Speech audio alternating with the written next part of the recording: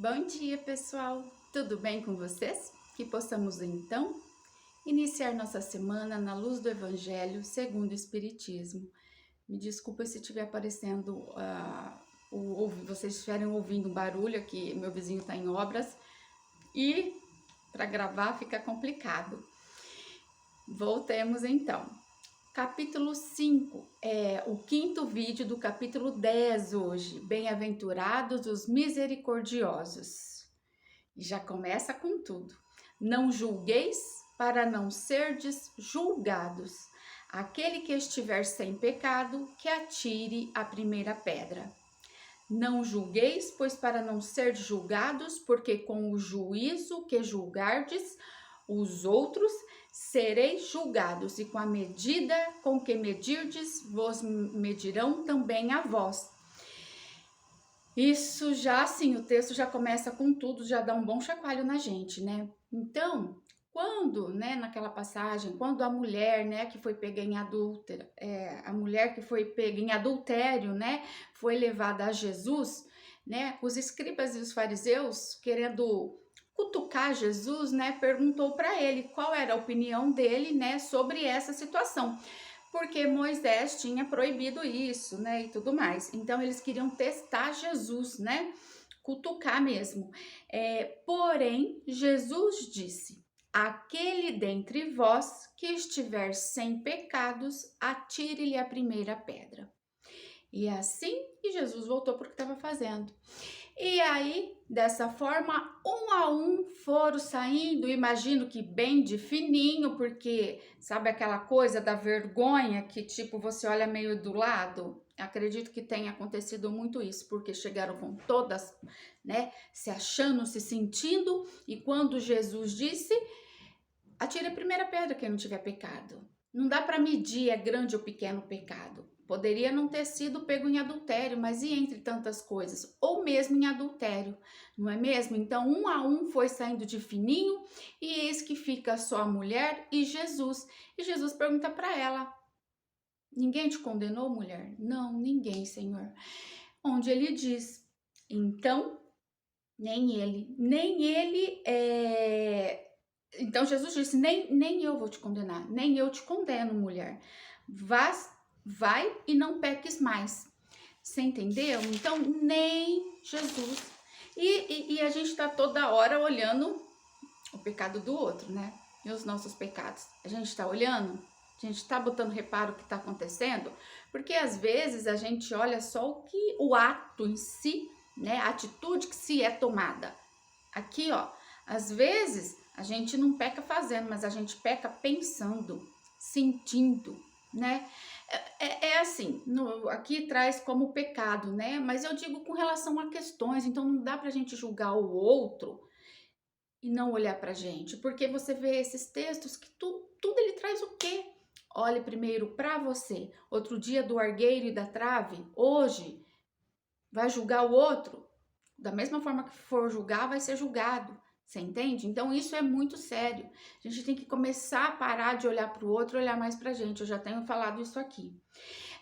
E assim, baseado nos textos que a gente tá trazendo, né? Para a gente despertar. Aquele que estiver sem pecado, atire a primeira pedra.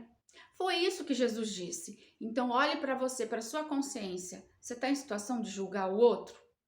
É aí que tá. Então, essa máxima faz da indulgência, da misericórdia, da clemência um dever, pois não há quem não necessite dela. Você entende como a gente tem que ter misericórdia? Porque hoje eu posso estar apontando o outro e amanhã serei eu. Então, se cada um aprender isso, sabe, a olhar-se primeiro, fica muito mais fácil.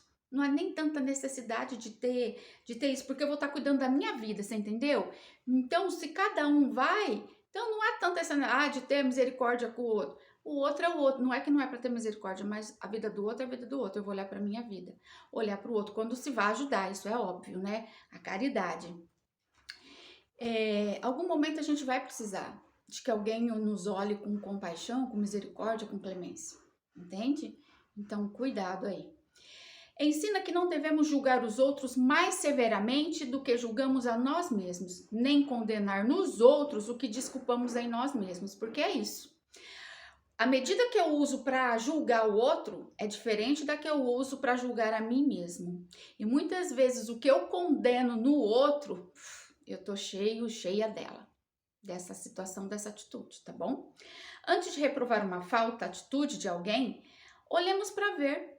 Olhe para dentro de você, se você não está condenando a mesma coisa que você tem no outro. Eu estou condenando no outro, mas em mim não.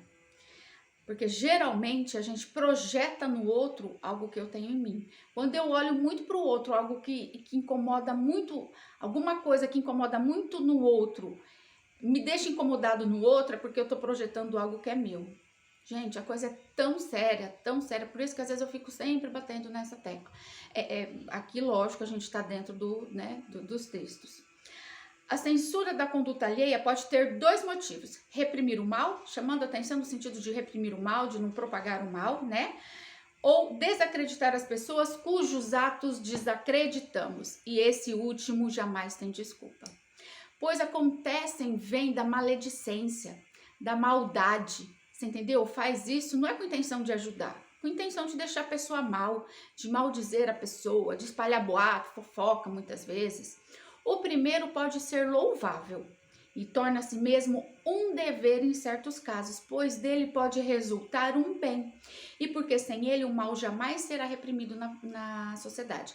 Então, você entende? Então, é um intuito de ajudar, de corrigir. É o que eu sempre falo, você vai falar alguma coisa para alguém com amor, com cuidado, com um tom, com um jeito. E não é de qualquer jeito. Se eu quero ajudar, tem um jeito para isso. Então, é bem distinto uma situação da outra. Eu tô querendo ajudar ou tô querendo maldizer?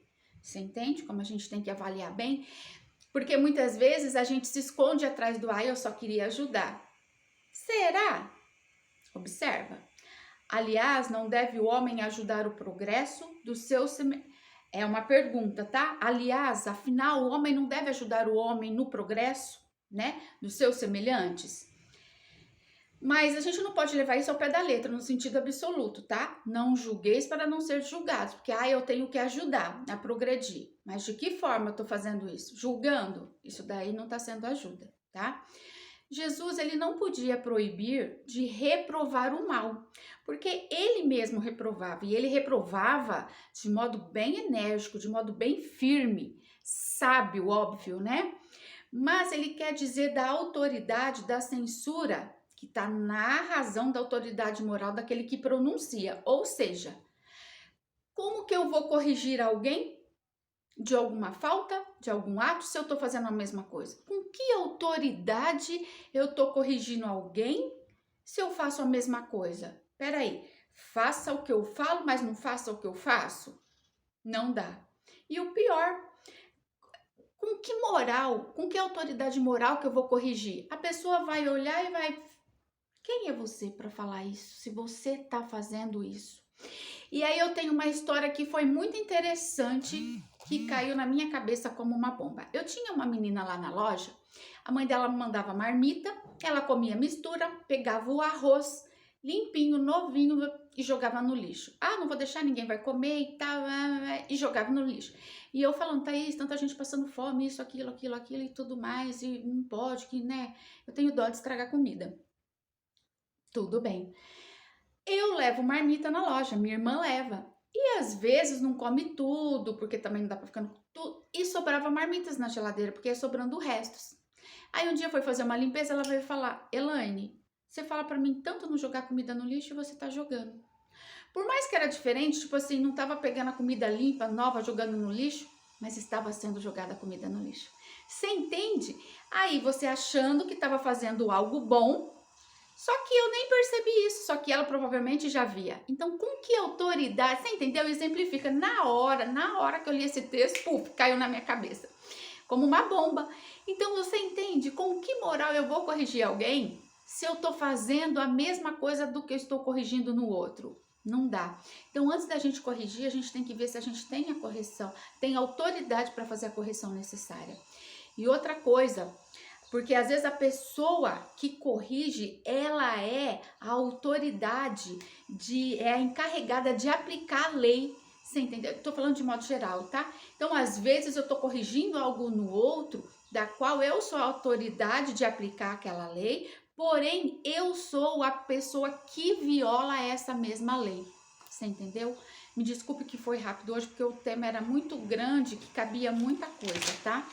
Para finalizar, a única autoridade legítima aos olhos de Deus é a que se apoia no bom exemplo. É o que resulta, evidentemente, das palavras de Jesus. Então, olhemos para o que Jesus, para o que Jesus diz, para a gente se apoiar na hora de corrigir, na hora de fazer alguma coisa, tá bom? Abençoado seja o seu dia, um beijo no seu coração, muitos beijos de luz, gratidão ao pessoal do Raimundo, da Agenda Espírita, o pessoal que assiste a gente. Lembre dos conteúdos e busque, porque fica mais fácil da gente aplicar, porque só pela gente é mais difícil. Tendo Jesus como exemplo, facilita e nos fortalece. Gratidão.